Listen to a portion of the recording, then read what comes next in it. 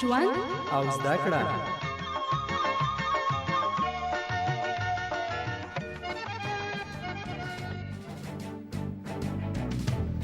روغتیا او ژوند.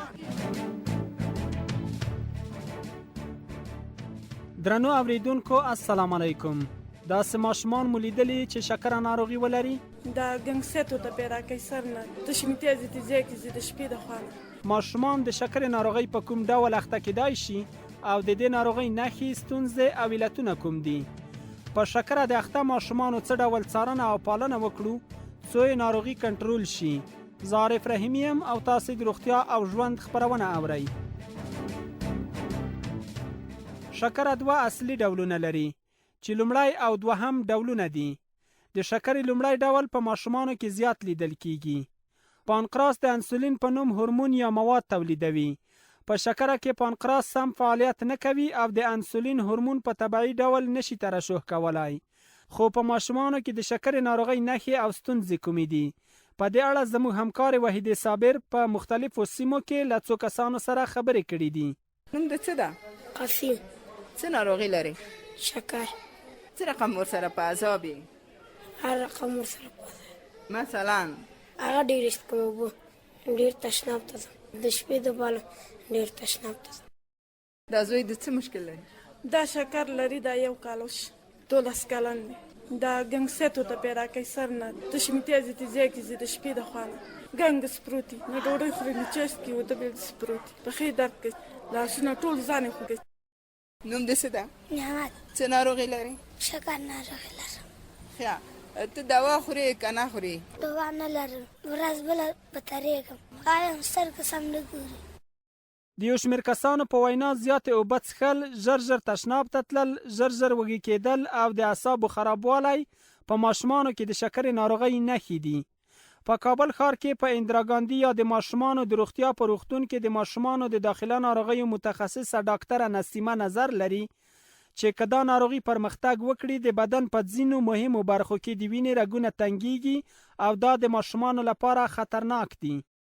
په ماشومانو کې کله چې تایپ 1 شکر ناروغي منځته راغله، اعراض علامې دا دي چې دوی کې به تعداد دفعات ادرار به زیاتیږي، دوی به اوبه زیاتې څښي، خوراک به زیات کوي. په مرور د زمان ایتو وزن د بدن کمیږي او خوارځواکۍ خواته ځي او یو رقم بدخلقي او نارامي، بعضې روحي تشوشات دوی کې منځته راځي. که چیرې د دوی شکر په وخت زمان سره کنټرول نشي، په دې صورت کې یو تعداد ناګواره عواقب په قبال کې لري. مثلا کېدای شي چې عصبي تشوشات دوی کې منځته راشي، قلبي امراض، د وینې د فشار لوړوالی او د ګردو بعضې تکالیف دوی کې منځته راځي او کېدای شي روحي یا بینایي تشوشات دوی کې منځته راشي.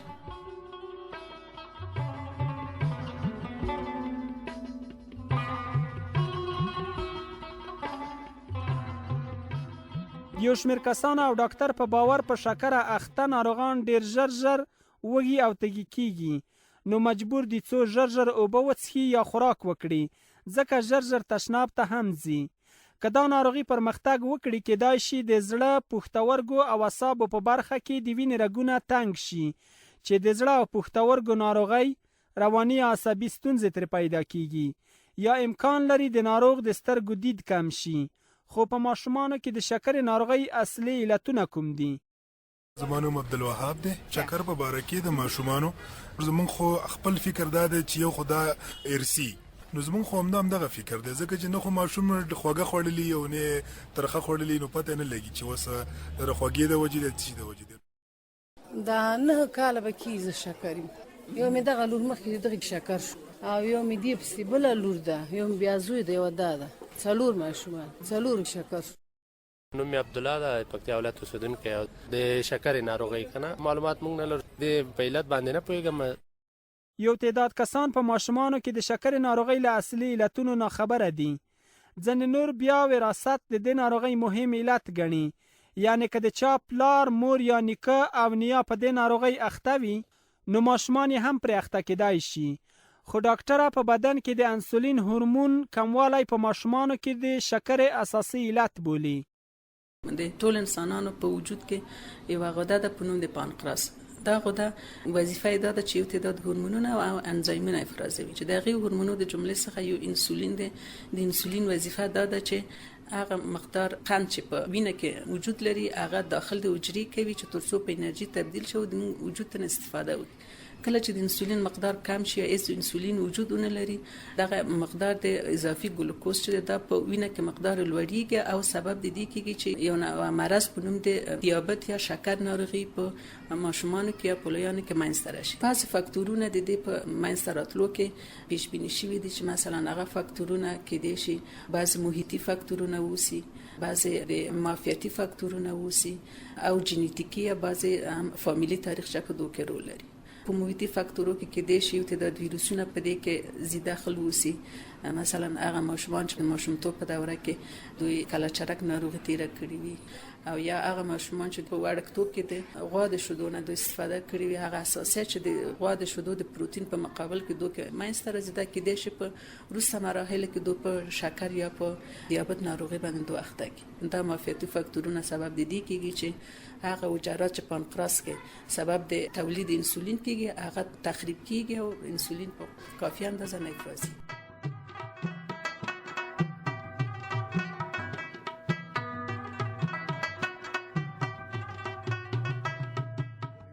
درنو اوریدونکو، تاسو د روغتیا او ژوند خبرونه اورئ چې د افغانستان په تعلیمي مؤسسه کې جوړیږي او موضوع په شکر ناروغي د اخته ماشومانو د مراقبت یا څارنې په اړه ده. که د ماشومانو شکر ناروغي کنټرول نشي او پرمختګ وکړي نو د زړه او پښتورګو د ناروغیو، عصبي ستونزو او سترګو د دید د کموالي سبب کېدای شي. د ډاکټرانو په نظر په ماشومانو کې د شکر ناروغي اصلي علت په ځیګر کې د انسولین هورمون کموالی دی. د ماشومتوب په دوره کې د ماشومانو په بدن کې ځینې میکروبونه یا ناروغۍ لکه کلچرک، الکترونیکي یا برقي شیان استفاده کول لکه موبایل یا په گیمونو لوبې کول او ارثیت د ماشومانو په بدن کې د انسولینو د کموالي یا انسولین هورمون د نه ترشح کېدو سببونه کېدای شي. خو پوښتنه دا ده چې په شکره د اخته ماشومانو څه ډول مراقبت یا څارنه او پالنه وکړو څو ناروغي کنټرول شي. یو بیا زوی دی یو داده شکر لري د شکر پیچکاری غلګوم بیا کله راته دلته کوه چې کوم وخت پات شي بیا ویلته کوه نسکي خپل کوم د ډاکټر چې ته ماته شپه ورځ نست ساریم کوم مازیګر دا بیا خده مریض بود پیش دکتر بردمشه. دغه زوی می ناروغه وو، ډاکټر ته می بود. ډاکټر یې معاینات وکړل، معلومه شوه چې شکر لري. انسولین پیچکاری په ګېډه کې ورته ولګوله. بیا مې کور ته راووست. مور ته مې وویل چې نظافت ته یې پام وکړي، دته ښه خواړه ورکوم. اوس شکر دی ښه دی، شکر یې هم کنټرول شوی دی. کنټرول شده. اوله مله بل ځای کې تداوي وکړه، هلته مله پیچکاري شیان اخیستل، بیا دلته راته چا دا وښود سیفټي پلې بوځئ، بیا دا مرکز شکر راته وښود، بیا دلته بوځي، بیا هم دلته راوستل، دلته مله اوس دا یو 8 میاشتې به کېږي دلته دغه پیچکاري ورکوي، بیا دغه یو میاشت کار ورکوي، بیا یو میاشت پس بیا راول بیا بله. یو شمیر په شکره د اخته ماشومانو د کورونو غړو چې د ډاکټرانو له لارښوونو سره سم ناروغو ماشومانو ته په وخت انسولین تطبیق کړي وو، د دوی خوراک او نظافت ته یې پام کړی وو، نو تر ډیره یې ناروغي کنټرول شوې وه. ډاکټره نسیمه هم په دې اړه نور معلومات راکوي. دوی ته باید همیشه دا توصیه شي چې هیڅ وخت د خپل د انسولین دوز باید مسنې کې په منظم ډول واخیستل شي چې ورته ډاکټر توصیه کړي دي. کافي اندازه مایعات واخلي په 4 ساعتو کې. کوشش وکړي د دوی والدین چې د بعضې میکروبونو څخه دوی همیشه وقایه کړي، ځکه د دوی معافیت تر یو اندازې پرې ټیټ وي. کله چې دوی په مختلفو ناروغۍ مصابیږي نو شفایابي د دوی طولاني مدته ده، یعنې وخت نیسي.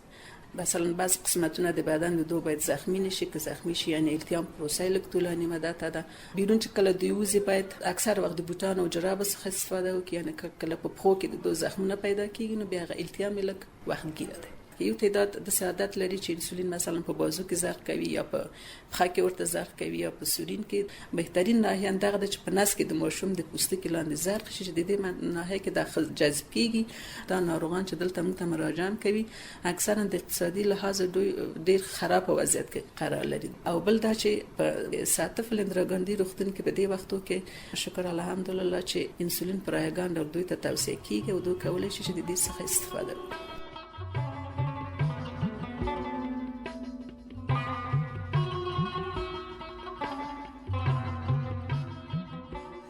په عمومي شکل شکره 2 ډولونه لري.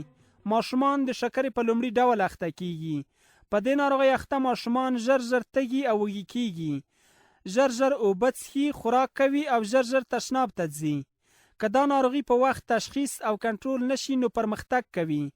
د زړه او پښتورګو د رګونو د تنګوالي او مختلفو ناروغیو سبب کېدای شي. عصبي ستونزې او یا د سترګو د دید کموالی هم ترې پیدا کیږي. د ډاکټرانو په وینا د شکرې اصلي علت په دقیق ډول نه دی معلوم، خو د ماشومانو په بدن کې د شکرې لوی علت د انسولین هورمون کموالی دی. د روغتیايي کارپوهانو په باور په شکره د اخته ماشومانو څارنه او پالنه ضرور ده څو ناروغي کنټرول شي او پرمختګ ونه کړي. د یو تعداد په شکر اخته ماشومانو د کور غړو چې د ډاکټر لخوا په ټاکلو وختونو خپل ماشومانو ته انسولین تطبیق کړي وو، د دوی خوراک او نظافت ته پام کړی وو، له هیڅ ډول خوراکونو پرهیز نه و ورکړی، یوازې تر اندازې له زیاتې خوږې یا شیریني خوړلو او د ګازداره نوشابو له څښلو یې منع کړي وو، نو د بدن مقاومت یې پیاوړی شوی وو او د شکرې له پرمختګه یې مخنیوی کړی وو. درنو اوریدونکو، د روغتیا او ژوند دا خپرونه زموږ همکار وحیدې صابر د افغانستان په تعلیمي مؤسسه کې جوړه کړې وه. که زموږ د دې او یا نورو تعلیمي خپرونو په اړه وړاندیزونه او یا نظرونه لرئ نو له موږ سره د ټلیفون په دې شمیره اړیکه ونیسئ: 0 240 150 01. او که غواړئ چې زموږ دا او یا نورې تعلیمي خپرونې واورئ او یا یې ولولئ نو زموږ د انټرنیټي پاڼې پته ده www.tajala.af